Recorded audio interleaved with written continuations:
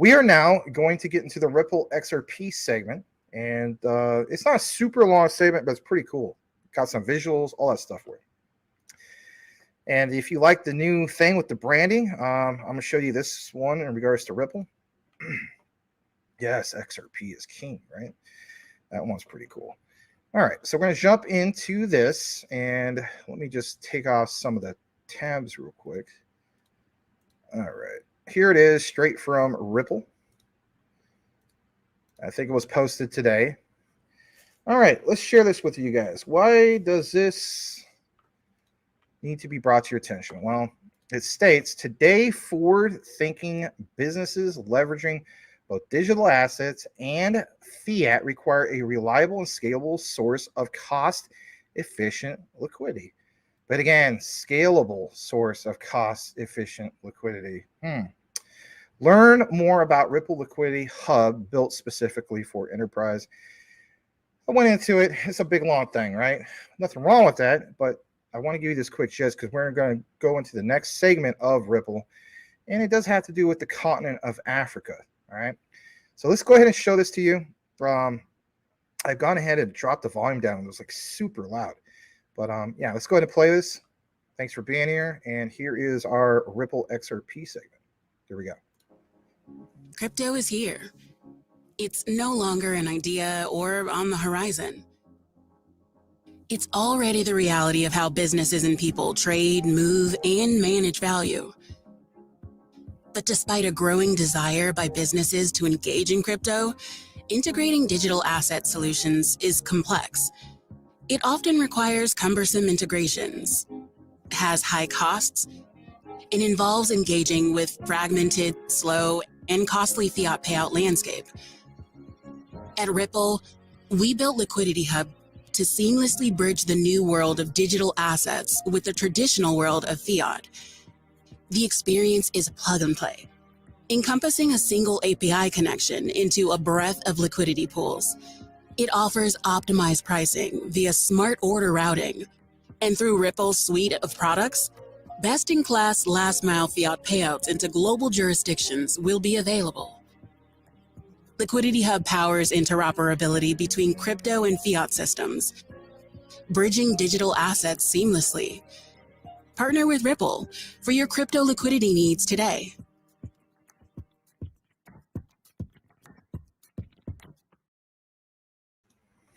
All right, there's more. There has to be more, right? So I'm going to jump over to this real quick. And basically speaking, the part about Africa, okay? So again, let that video kind of resonate in your head, right? Liquidity Hub, access, all this stuff, right? So this was, again, something that was brand new. And, well, brand new as in yesterday, my bad. Still pretty new. In Africa, listen to this, guys. We know about this for the most part, right? Less than 10% of payments are digital, and finance leaders in the region are excited to embrace the opportunity of crypto for cross-border payments.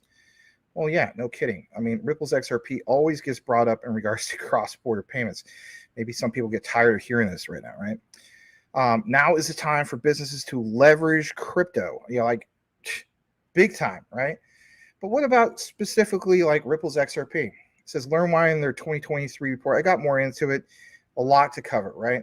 But this quick little video is going to show you something. And I agree with Digital Tycoon. We do follow each other. It's called world adoption, right? And it's bullish. Why is this bullish? Well, we're going to get into the nitty gritty after this clip here in a moment. Please smash the like. See that we ticked up to over 40 people. Really do appreciate it. We're brand new to our community. I'd like to first and foremost welcome you. Thank you for joining us tonight. And if anything, join our community. We are a blockchain and DLT research community, and we always focus on utility. Ripple's XRP stands at the forefront, to say the least, right? Absolutely. Let's go ahead and play this. It's only 43 seconds. Here we go.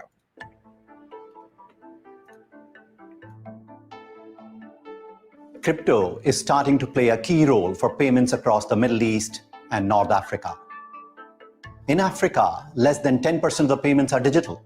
It's a market that's essentially untapped, and finance leaders in the region are excited to embrace this opportunity. In Ripple's global survey, 2/3 of the finance leaders in MENA cite faster payments and settlement times as the #1 value proposition for incorporating crypto in their cross-border payments business. For more crypto trends in business, download the 2023 New Value Report.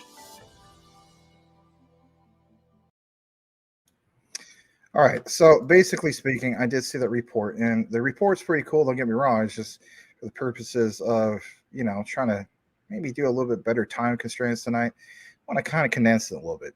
Now, what I will show you in regards to what was briefly explained from the whole thing of Africa is this right here, and it comes from computerweekly.com. I'm going to share it for you can see it. And basically speaking, it talks about, some things. And in regards to Africa, right? I mean, we are on the topic about Africa. Let me try to blow it up a little bit more, excuse me, for you can see it. And let's see. Yeah, I might put out this particular one. So according to the World Bank, and we have referenced the World Bank before, I did a deep dive on the old channel a long time ago, right? Maybe 6, 7, 8 months ago. It talks about specifically how the World Bank in that particular brochure references both Ripple's XRP and Stellar XLM as global stablecoins and only chooses those two. Now that is big, right? If you're brand new to crypto, don't have the attitude that, well, then what's the big deal about Ripple's XRP? What's the big deal about Stellar's XLM if it's only going to be $1 stablecoin? This is not the type of stablecoin we're talking about. There's other forms of stablecoins. You got to keep in mind a high stable value. So what is referenced here from computerweek.com and why should it matter to you? Well, again, like it says, according to the World Bank, 2/3 of Africa, because we're on the subject of Africa, remains unconnected, right? Inhospitable physical environments and largely rural populations make laying fiber broadband near impossible in many countries. Yeah, very, very true.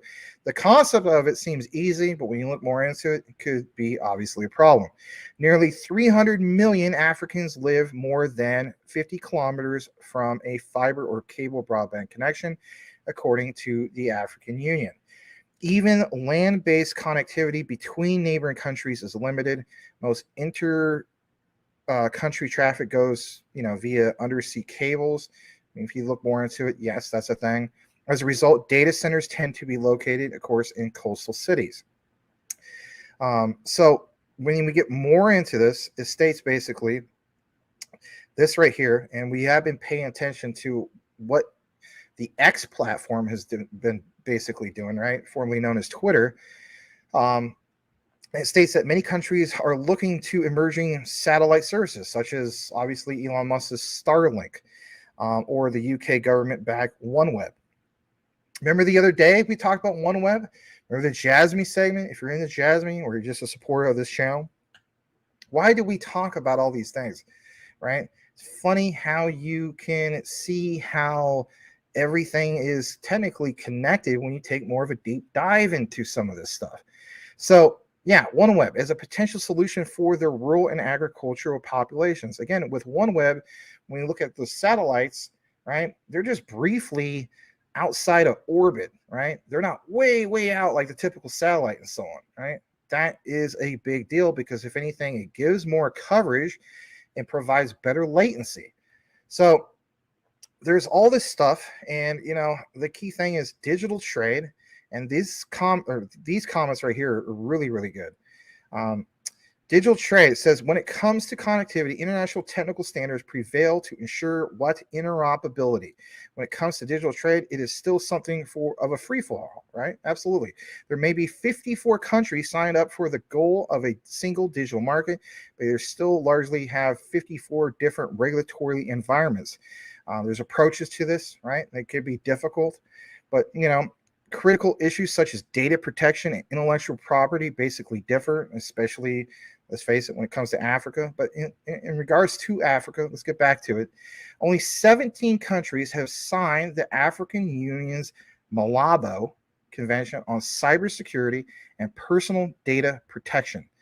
Now, again, I do think that this is a very well said like thing that was mentioned in the brief clips that we gave you, and that is Ripple realizes, and maybe even Stellar and some of these other ones, right, that Africa is definitely untapped potential, right? 20 nations still have no data protection laws, like we said. 34 that do only have 22 data protection, you know, to oversee those laws, basically. Look at this quote. The pace at which African countries are able to introduce revised data policies and strategies is much slower than constantly evolving global digital and data trends. Says what? A 2023 May report. So a recent report. A little bit more about this. A big amount of data is being collected, processed, stored, and transmitted outside Africa with no information on how it is used and reused. African people and countries are not aware about this economic value and are not benefiting from it to build their digital economy. But if you can educate these people and then they understand the utility in motion, the use cases and so on, well, is it really truly an untapped territory? Absolutely could be.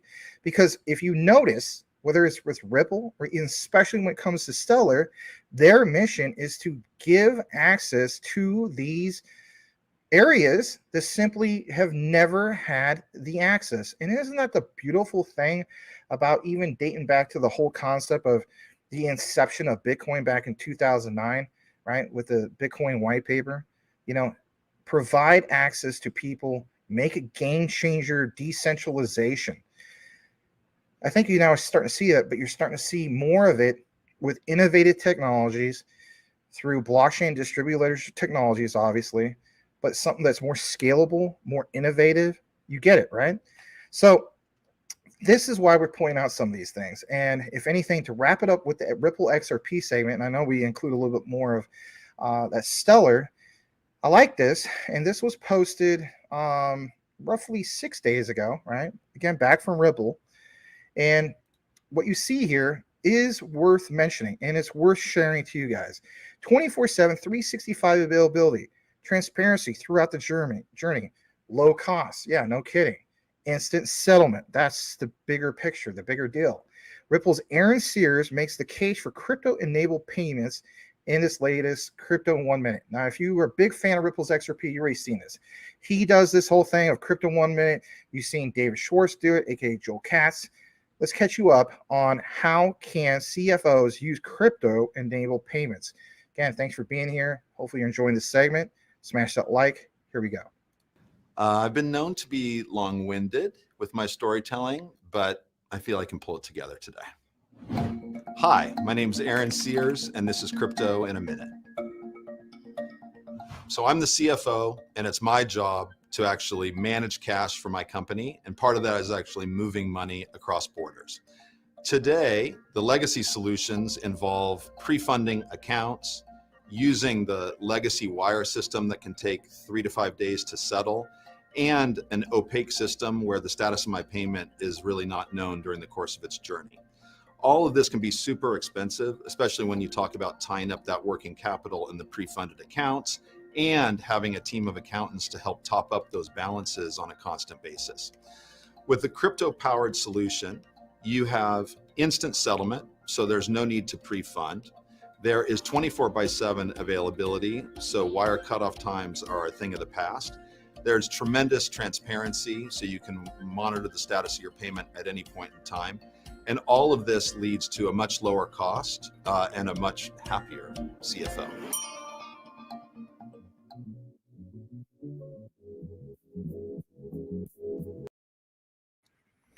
All right. Obviously pretty awesome. Glad to share that. Now, I'm not going to just end it right there. I was thinking about doing it, but I was like, you know what? Can we re-reference the actual brochure in regards to both Ripple's XRP and even Stellar's XLM as far as being like, the global stable coins from the World Bank reference, right? Well, I'm going to share this with you. This comes straight from that World Bank document. And just in case if you're a newcomer, it's nothing, nothing wrong with having a refresher, especially for you old school guys. But for the newcomers, I want you to see this. And I'm going to keep it right there for a moment. So I'm not in the frame, but stable coins for cross-border payment. Again, this comes from the World Bank document, that particular brochure. I've gone ahead and got right straight to this area. It states, plain as day, stable coins for cross-border payment. Like it says, stablecoins offer instantaneous processing and security of payments, as many cryptocurrencies, of course, do. They offer stability with respect to their parity against fiat. Two digital currencies that fall into this category are what? RippleNet's native digital currency, Ripple XRP, and Stellar Networks' native cryptocurrency, Stellar Lumens. If you go more into this entire brochure, you will come to the conclusion that the only ones that they reference and that they cite are both of these. Hence why I basically choose to hold some of these, not for those specific reasons, but that just kind of helps, right? Getting more into this, I know I'm out of frame, but I want you to put some emphasis on what you see here. Both Ripple and Stellar enable what? Faster and more efficient cross-border payments relative to correspondent banking. However, they differ in that form aims at improving cross-border settlement between international banks, whereas the latter aims at providing low cross-border payment financial services to end users and the unbanked population. Again, hence why we talked about the whole thing of Africa, right? Only 10% have that coverage, if you will. Getting more into this, let me share just a little bit more, right? Ripple is a real-time gross settlement system, like we mentioned numerous times. It basically goes on to also mention that Ripple Labs, US-based technology company, Ripple enables multinational corporations to sell cross-border payments. But it says, unlike Bitcoin and Ethereum, Ripple does not run proof of work, nor does it run a proof of stake consensus mechanism. Instead, Ripple transactions rely on Byzantine General's problem, which is BGP, consensus protocol, known as Ripple gateways, to validate account balances and transactions of the system. Again, it's so interesting when you look more into it, right? Jumping over to the right side, it says, basically speaking, in regards to XLM, I want you to see this for a second. It says basically that, by contrast, Stellar, because let's talk about them for a brief moment, enables individuals and users to trade money directly with each other across jurisdictions using entrusted intermediaries to handle FX. Guys, you may already know this, but the point is the reference from the World Bank, and it only mentions these two. It's still a big deal. Stellar is basically open source, decentralized protocol for digital currency to fiat money transfers, allows cross-border transactions between any pair of currencies. The Stellar protocol is supported by the Stellar Development Foundation. We know this, right? Going more down into this, I like this part too.